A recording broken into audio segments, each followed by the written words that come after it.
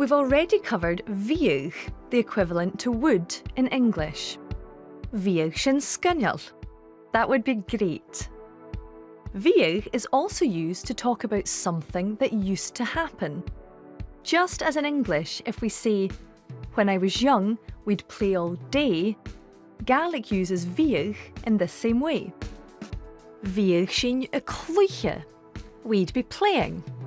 But watch out for I would, because in Gaelic the word me disappears and instead we have the special form bhín. I would be, or I used to be.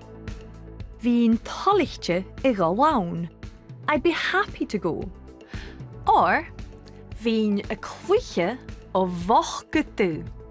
I'd be playing from dawn till dusk.